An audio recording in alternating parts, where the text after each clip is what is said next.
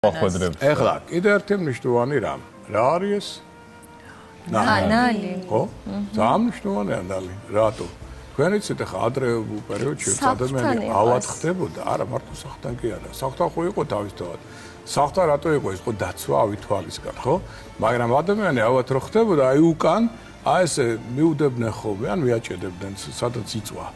თუ ძალიან მალე ხდებოდა გამოჯამთელება. ერთ-ერთი ჯამთელობის ძალიან სერიოზული ფაქტორია. ერთი. მეორე, ხვავის და ბარაქის სიმბოლო. ოღონდ ახლა ხშირად მეკითხებია, რატო მოვიტანე ეს საჩვენებად, ისე შეიძლება როგორ უნდა დავკიდოთ, ხო? რო გავაგებინო, არა, როგორ უნდა დაიკიდოს.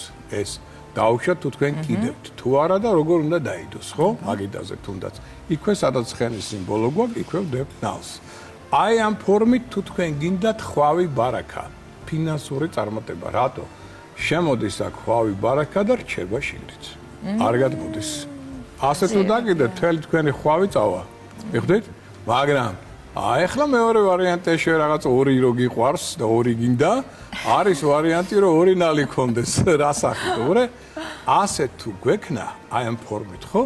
ეს რას ნიშნავს? სულიერ სიმშვიდეს გაძლევ და ოჯახურ სტაბილურობას. ეს გვაძლევს ხვავს ბარაქას. ამიტომ აქ შეგვიძლია უკვე ორი ნალი გამოვიყენოთ, ერთი ესე, ხვავი ბარაქისთვის, ერთი ესე. შინაგანი სიმშვიდის. ანუ 4 ზოგს მარცხნივ ექნება გახსნით, ყველა მხრიდან რაღაცას მივიღოთ. ესეც გააუზბა. მე უნდა მოუმატებს მე მგონი კიდე რომ გავაგზავნოთ. საჩუქარი თქვენ შემოქმედებით ჯგუფს, ჩემგან. ეს არის დიდი ასტროლოგიური კალენდარი, რომელიც ახლა ხარ გამოვიდა 2026 წლისა.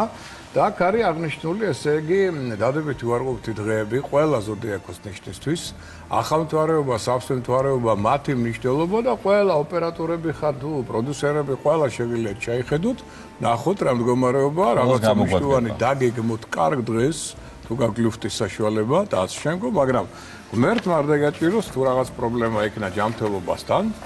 აგერ ბატონო, ესეც გათვალისწინებული აქ არის ასტროლოგიური სამედიცინო ასტროლოგიაზე ჩვენ გქონდა გარკვეული საუბრები, კიდევ ვისაუბრებთ. აი აქ არის ზუსტად ის დღეები, როდესაც ესა თუ ის ორგანო სუსტება, თვეების და მიხებით, ხო? და როცა ის ორგანო სუსტება, ოპერაციების სასურველი არ არის იმ დღეს, იმიტომ რომ შეიძლება იმ ორგანომ რეაქცია მისცეს არაადეკვატური.